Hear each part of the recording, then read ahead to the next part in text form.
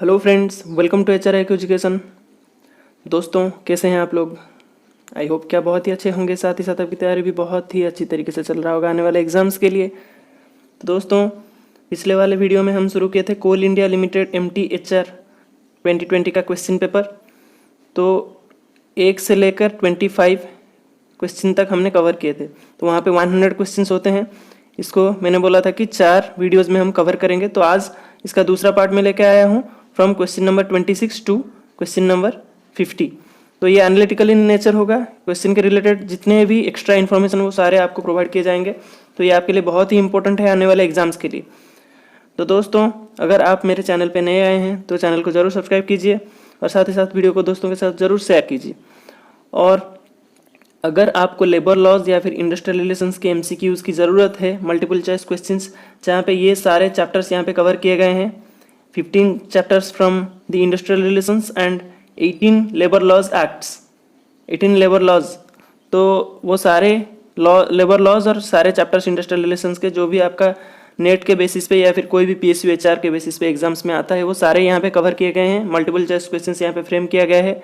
Nearly 1200 multiple choice questions यहाँ पे दोनों को मिला के फ्रेम किए गए हैं। तो उसका लिंक भी मैं यहाँ पे डिस्क्रिप्शन में दे दूंगा, तो आप उसको डाउनलोड कर सकते हैं। तो दोस्तों, चलिए शुरू करते हैं आज का part 2 of Coal India Limited MTHR question paper. So the first question of today's video, that is question number 26 of Coal India question paper. Which of the following approach has emerged from the findings of Hawthorne experiments? Human behavior approach, human relations approach, systems approach या फिर decision theory approach. तो यहाँ पे Hawthorne experiment में कौन से approach यहाँ पे आया था? तो हॉथॉर्न जो एक्सपेरिमेंट हुआ था, ये किसके द्वारा हुआ था? बेसिकली एल्टन मायो इसको लीड कर रहे थे। ठीक है, ये नाम आपको याद रखना है। और यहाँ पे 4 एक्सपेरिमेंट हुआ था। पहला तो आपका था इल्यूमिनेशन एक्सपेरिमेंट, दूसरा था आपका relay assembly test room experiment, तीसरा आपका था वर्कर्स को इंटरव्यू किया जाता था, तो इंटरव्यूइंग वर्कर्स, और चौथा आपका था बैंक वायरिंग रूम एक्सपेरिमेंट। ठीक है, तो ये सारे एक्सपेरिमेंट वहाँ पे किए गए थे, 4 एक्सपेरिमेंट। तो ये आपका ह्यूमन रिलेशंस अप्रोच को बेस करते हुए किया गया था। ठीक है, तो इसमें ह्यूमन रिलेशंस अप्रोच का रिजल्ट आया था इस एक्सपेरिमेंट में। तो option B is the correct answer here. Then the next question, grapevine is a type of. तो ग्रेप वाइन यहाँ पे कौन से टाइप का कम्युनिकेशन है? ग्रेप वाइन हम बोलेंगे ग्रेप वाइन को इनफॉर्मल कम्युनिकेशन। ठीक है, grapevine is an informal communication. Then the next question, dash is a condition of stagnating in one's current job. इसका मतलब क्या है कि कोई भी अगर किसी जॉब पे है तो उसको उसी ही जॉब पे बहुत दिनों तक उसको अगर उसी ही जॉब पे रख दिया जाए तो वो बोलेंगे हम स्टैग्नेटिंग। उसका कोई प्रमोशन ना हो, बेसिकली यहाँ पे प्रमोशन के बारे में ही बात किया जा रहा है। तो प्रमोशन उसका अगर ना हो, कोई एक जॉब में उसको बहुत दिनों तक रख दिया जाए तो उसको हम बोलेंगे स्टैग्नेटिंग। तो ये टर्म आपका है प्लेट्यूइंग। इसका 2 मीनिंग आ सकता है। एक तो आपका है ऑर्गेनाइजेशनली यहाँ पे प्रमोशनल अपॉर्चुनिटीज़ को दिया नहीं जाता, lack of promotional opportunities. Then personally, अगर आपका सीनियर्स या फिर आपका मैनेजर कोई है, HR मैनेजर, उसका डिज़ायर ही नहीं है आपको प्रमोशन देने के लिए, लैक ऑफ एबिलिटी और lack of desire, then it is called personally. So the term is plateauing. Okay, then the next question, because of which of the following factors do organizations resist change. तो यहाँ पे कौन से जो following factor है organisation उसको देखते हुए चेंज को रेजिस्ट करते हैं? तो these are the options and the correct answer is sunk cost. यहाँ पे सॉन्क कॉस्ट एक टर्म है, उसका मीनिंग आपको जानना होगा। Sunk cost means that the money has already been spend and can not be recovered. Because अगर आपको कोई चेंज लाना है कोई ऑर्गेनाइजेशन में, पर उस ऑर्गेनाइजेशन में बहुत सारे मशीनरीज हैं जिस पे आपने इन्वेस्ट किया हुआ है, तो अगर कोई टेक्नोलॉजिकल चेंजेस आ भी जाता है तो वो सारे मशीनरीज को आप तो रिप्लेस नहीं कर सकते, क्योंकि अगर रिप्लेस करेंगे तो उसका कॉस्ट बहुत ही ज़्यादा होगा। तो इसीलिए इसको हम बोलेंगे सॉन्क कॉस्ट। इसी टर्म या फिर इस टर्म का जो मीनिंग मैंने आपको बताया उसके हिसाब से हम सारे मशीनरीज को चेंज नहीं कर सकते, इसीलिए हम जो नया चेंज जो आने वाला है उसको हम रजिस्ट करेंगे, ठीक है, उसको हम मना करेंगे। Then the next question quality circle के बारे में है। Quality circle is a group of, तो क्वालिटी सर्कल में यहाँ पे कौन बैठे हुए होते हैं? क्वालिटी सर्कल में यहाँ पे ऑपरेटिव्स को लिया जाता है, बेसिकली जो एम्प्लॉयज होते हैं, क्योंकि क्वालिटी सर्कल कोई भी टेम्पररी बेसिस में यहाँ पे बनाया जाता है। कोई भी बेसिकली जो क्वालिटी रिलेटेड प्रॉब्लम्स को सॉल्व करने के लिए क्वालिटी सर्कल यहाँ पे बनाया जाता है। तो यहाँ पे कौन कौन रहते हैं? यहाँ पे वॉल्यूंटरी ग्रुप ऑफ एम्प्लॉयज़ यहाँ पे रहते हैं, क्योंकि किसी को भी आप फोर्स करके यहाँ पे ले नहीं सकते क्वालिटी सर्कल में। तो वॉल्यूंटरीली जो भी एम्प्लॉयज़ यहाँ पे आना चाहते हैं आ सकते हैं। तो उसका साइज़ क्या होता है? साइज़ बिटवीन 6 to 10 मेंबर्स यहाँ पे रहते हैं। और यहाँ पे रेगुलरली मीटिंग होता है। रेगुलरली मतलब most probably once a week यहाँ पे मीटिंग होता है।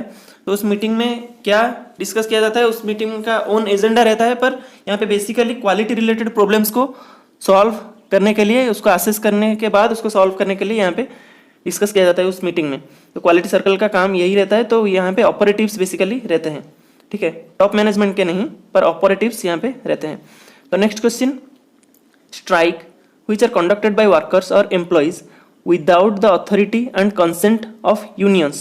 तो यहाँ पे वर्कर्स या फिर एम्प्लॉय के द्वारा जो स्ट्राइक यहाँ पे कंडक्ट किया जाता है यूनियन के अथॉरिटी के बिना, यूनियन यहाँ पे आपको अथॉरिटी नहीं देता, तो इसको हम बोलेंगे वाइल्ड कैट स्ट्राइक। इसको हम और भी बोल सकते हैं अनऑथराइज्ड स्ट्राइक।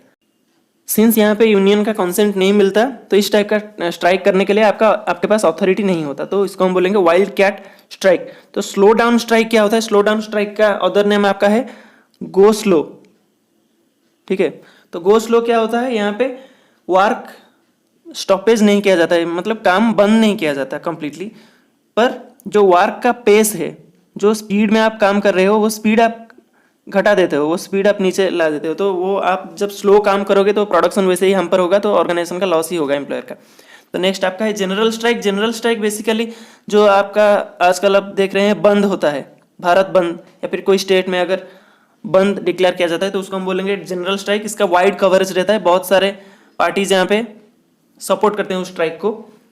और एक है तीसरा आपका सिट डाउन स्ट्राइक। तो सिट डाउन स्ट्राइक यहाँ पे कुछ लॉन्गर पीरियड, मतलब एक आपका होता है क्विक स्ट्राइक और एक आपका होता है सिट डाउन स्ट्राइक।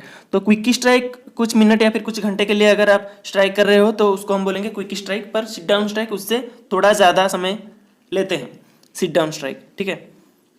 तो नेक्स्ट आपका है which of the following leadership theories has proposed that there is no one best leadership style. तो यहाँ पे कौन से थ्योरी प्रपोज किया था कि लीडरशिप स्टाइल का एक बेस्ट वे नहीं होता, कोई भी पर्टिकुलर लीडरशिप स्टाइल का वे नहीं है। तो इसको हम बोलेंगे सिचुएशनल थ्योरी, क्योंकि सिचुएशनल थ्योरी में कोई भी पर्टिकुलर सिचुएशन देख के ही लीडरशिप स्टाइल अपनाया जाता है। तो यहाँ पे सिचुएशनल थ्योरी इसका करेक्ट आंसर है। सिचुएशनल थ्योरी यहाँ पे कौन दिए थे? यहाँ पे दिए थे हर्से एंड ब्लैंकार्ड दिए थे सिचुएशनल थ्योरी। और ट्रेड थ्योरी, यहाँ पे पर्सनल ट्रेड के ऊपर फोकस किया जाता है ट्रेड थ्योरी में, उसको दिए थे केली। और यहाँ पे बिहेवियरल थ्योरी ट्रेड थ्योरी से थोड़ा डिफरेंट है, क्योंकि बिहेवियरल थ्योरी में पर्सनल ट्रेड के बारे में कुछ भी बोला नहीं जाता है। बिहेवियरल थ्योरी में यहाँ पे लीडर का actual behaviour, on the job behaviour क्या है, क्या लीडर करता है, उसके बारे में बिहेवियरल थ्योरी में दिखाया जाता है। कैरिस्मेटिक थ्योरी ऐसा कुछ नहीं होता, कैरिस्मेटिक लीडरशिप होता है, पर कैरिस्मेटिक थ्योरी ऐसा कुछ नहीं होता। तो नेक्स्ट क्वेश्चन की तरफ चलते हैं। Organizing process does not involve any of the following elements. तो यहाँ पे ऑर्गेनाइजिंग प्रोसेस में कौन सा एलिमेंट नहीं होता? ऑर्गेनाइजिंग प्रोसेस में यहाँ पे अप्रेजल ऑफ ए सबऑर्डिनेट नहीं होता, क्योंकि अप्रेजल आपका होता है स्टाफिंग में, ठीक है। तो ऑर्गेनाइजिंग में ये तीनों तो होता है, departmentalisation, delegation of authority, fixing of responsibility. इसके साथ साथ आपका होता है स्पान ऑफ मैनेजमेंट या फिर span of control, decentralization, line and staff relations आपका यहाँ पे होता है, और मैनेजमेंट चेंज, जो चेंज मैनेजमेंट बेसिकली यहाँ पे होता है। और ऑर्गेनाइजेशन टर्म के रिलेटेड जो भी आपका है, जैसे कि आपका organizational development, organizational climate and culture, organizational conflict, organizational politics, organizational structure, ये सारे आपका आता है ऑर्गेनाइजिंग प्रोसेस के अंडर। तो ये अप्रेजल एंड सबऑर्डिनेट आपका है स्टाफिंग के अंदर, तो ये आपका करेक्ट आंसर है option A. So the next question, which one of the following aspects of managing has not been emphasized by McGregor's theory X and Y. तो मैग्रेगर का जो थ्योरी एक्स एंड वाई है, यहाँ पे कौन से type का, कौन से एस्पेक्ट का मैनेजिंग यहाँ पे एम्फसाइज या फिर इंपॉर्टेंस नहीं दिया गया है। तो यहाँ पे अप्रेजिंग का इंपॉर्टेंस नहीं है, क्योंकि यहाँ पे प्लानिंग है, ऑर्गेनाइजिंग है, डायरेक्टिंग भी है। अगर आप ठीक तरीके से देखोगे थ्योरी एक्स और वाई को, तो यहाँ पे ये तीनों जरूर आपको मिलेंगे, पर अप्रेजिंग यहाँ पे नहीं मिलेगा। Then the next question, which of these is used for motivation. तो यहाँ पे कौन सा, यहाँ पे जो टर्म है इसको हम मोटिवेशन के रूप में देखेंगे। तो ये आपका करेक्ट आंसर तो दे दिया गया है, जॉब एनरिचमेंट। इसके बारे में कुछ एक्स्ट्रा इन्फॉर्मेशन आपको दे देता हूँ। तो जॉब एनरिचमेंट में यहाँ पे आपको अचीवमेंट या फिर रिकॉग्निशन, ग्रोथ, रिस्पॉन्सिबिलिटी, ये सारे के लिए यहाँ पे achievement, recognition, growth, advancement, responsibility, ये सारे के लिए यहाँ पे अपॉर्चुनिटीज़ प्रोवाइड किए जाते हैं जॉब के थ्रू। और इसको हम बोलेंगे वर्टिकल जॉब, वर्टिकल, और एक बार मैं यहाँ पे लिख देता हूँ, तो वर्टिकल जॉब लोडिंग इसको हम बोलेंगे, क्योंकि यहाँ पे आपको एक्स्ट्रा रिस्पॉन्सिबिलिटी दिया जाता है, ग्रोथ के लिए अपॉर्चुनिटीज़ दिया जाता है। तो वर्टिकल जॉब लोडिंग यहाँ पे इसको हम बोलेंगे। पर यहाँ पे जो जॉब इनलार्जमेंट है, ये आपका जॉब स्कोप या फिर डाइवर्सिटी इंक्रीज कर देता है। स्कोप यहाँ पे आपको मिलता है, या फिर जॉब में आपका डाइवर्सिटी यहाँ पे इंक्रीज किया जाता है। यहाँ पे एक्स्ट्रा रिस्पॉन्सिबिलिटी नहीं होता, ग्रोथ के लिए यहाँ पे कोई अपॉर्चुनिटीज़ नहीं होता, पर जॉब एनरिचमेंट में ग्रोथ, रिकॉग्निशन, रिस्पॉन्सिबिलिटी, ये सब आपका बढ़ जाता है। इसके लिए आपका अपॉर्चुनिटीज़ बढ़ जाता है। तो इसीलिए ये आपका है मोटिवेशन। और यहाँ पे जॉब एनरिचमेंट आपका है वर्टिकल जॉब लोडिंग, और जॉब एनलार्जमेंट में है आपका होराइजोंटल जॉब लोडिंग। ये टर्म आपको याद रखना है, ठीक है, ये एग्जाम में बार बार पूछे जाते हैं। तो यहाँ पे और एक है आपका जॉब सिंप्लीफिकेशन। यहाँ पे तो जॉब को ब्रोक डाउन करते हुए बहुत सारे सिंपल यूनिट्स में, अगर स्मॉलेस्ट यूनिट में अगर यहाँ पे जॉब को कन्वर्ट किया जाता है, तो इसको हम बोलेंगे जॉब सिंप्लीफिकेशन। और फाइनली आपका है जॉब रोटेशन। जॉब रोटेशन में एम्प्लॉय को एक जॉब से अनदर जॉब को मूव किया जाता है, तो इसको हम बोलेंगे job rotation. Employee is moved from one job to another. Then the next question, according to Maslow the need are divided into how many categories. तो यहाँ पे मास्लो का जो नीड हायरार्की थ्योरी था, ये यहाँ पे 5 कैटेगरी में डिवाइड किया गया था। सबसे नीचे वाला, मतलब पहला नीड जो था, ये आपका था फिजियोलॉजिकल। नेक्स्ट आपका था सेफ्टी। नेक्स्ट आपका था सोशल। फिर आपका था एस्टीम। और फाइनली आपका था सेल्फ एक्चुअलाइजेशन। तो ये आपका नीचे से लेके ऊपर तक नीड था। अगर एक नीड यहाँ पे फुलफिल होता है, तो आप दूसरे नीड तक अपने आप ही मूव कर जाओगे। तो ये आपका था मास्लोज नीड हायरार्की थ्योरी। तो ये सारे आपको याद रखना है, ये 5 नीड्स, ठीक है, एग्जाम में ये बार बार पूछे जाते हैं। तो next question, in which respect does formal organization differ from informal organization. तो यहाँ पे फॉर्मल ऑर्गेनाइजेशन कौन से रिस्पेक्ट में यहाँ पे इनफॉर्मल ऑर्गेनाइजेशन से डिफर करता है। तो फॉर्मल ऑर्गेनाइजेशन का स्ट्रक्चर यहाँ पे अलग ही होता है, क्योंकि यहाँ पे अगर हम स्ट्रक्चर के बारे में बोलेंगे, तो structure refers to the fixed and formal relationship of the organization. तो इनफॉर्मल ऑर्गेनाइजेशन में ये सारे कहीं पे भी दिखाई नहीं देता। तो फॉर्मल ऑर्गेनाइजेशन में फिक्स्ड रिलेशनशिप आपका होता है। तो ये दोनों का स्ट्रक्चर ही डिफरेंट होता है। इनफॉर्मल का स्ट्रक्चर अलग सा होता है और फॉर्मल का स्ट्रक्चर अलग सा होता है, ठीक है। तो नेक्स्ट आपका है the concept of management by objectives. It was actually, ठीक है, management by objectives was introduced by. तो यहाँ पे मैनेजमेंट बाय ऑब्जेक्टिव्स कौन यहाँ पे इंट्रोड्यूस किए थे? Peter Drucker. इनको हम बोलेंगे फादर ऑफ मॉडर्न मैनेजमेंट भी इनको बोलते हैं, पीटर ड्रकर। तो ये आपका दिए थे कॉन्सेप्ट मैनेजमेंट बाय ऑब्जेक्टिव्स। तो next question, which one of the following is not A technical problem in effective performance appraisal. मतलब यहाँ पे परफॉर्मेंस अप्रेजल में जो टेक्निकल प्रॉब्लम्स, जो एरर्स होते हैं, ये यहाँ पे कौन सा नहीं है? Contrast error, central tendency distortion, ये सारे आपका है मैनेजमेंट अप्रेजल का एरर्स या फिर टेक्निकल प्रॉब्लम्स। पर रिजेंटमेंट बाय सबऑर्डिनेट्स, रिजेंटमेंट का मतलब क्या है? रिजेंटमेंट मतलब नाराजगी। अगर सबऑर्डिनेट आपके ऊपर नाराज रहता है, तो ये इसका कोई डायरेक्ट इम्पैक्ट नहीं होता, तो ये एक टेक्निकल प्रॉब्लम नहीं है। तो option A is the correct answer here. Then the next question, during the pendency of conciliation and adjudication proceedings which one of the following is prohibited. तो कॉन्सिलिएशन और एडजुडिकेशन प्रोसीडिंग्स के समय कौन सा यहाँ पे प्रोहिबिटेड है?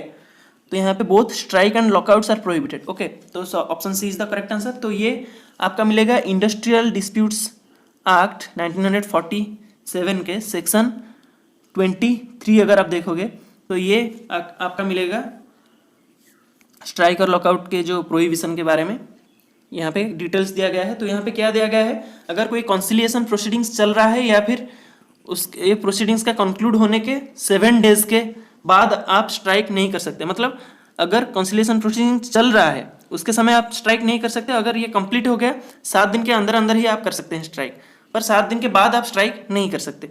उसी हिसाब से during the pendency of adjudication और आर्बिट्रेशन प्रोसीडिंग्स, अगर आप एडजुडिकेशन और आर्बिट्रेशन प्रोसीडिंग्स चल रहा है एंड 2 months आफ्टर इस कंक्लूजन, अगर यहाँ पे आर्बिट्रेशन और एडजुडिकेशन प्रोसीडिंग्स खत्म हो गया और 2 महीना उसके बाद चला गया तो उसके बाद भी आप स्ट्राइक नहीं कर सकते। और भी आपका एक था जो कि आपका period of operation of settlement और अवार्ड। अगर यहाँ पे प्रोसीडिंग्स में आपको कोई सेटलमेंट या फिर कोई अवार्ड दिया जाता है, आपको इसको ऑपरेट करना होता है, उसको मानना होता है आपको। तो ये जिस पीरियड तक, जिस दिन तक ये ऑपरेट में रहता है ये अवार्ड या फिर सेटलमेंट, उस दिन तक आप स्ट्राइक नहीं कर सकते। तो ये सब आपका प्रोविजन है section 23 of industrial disputes act 1947 में।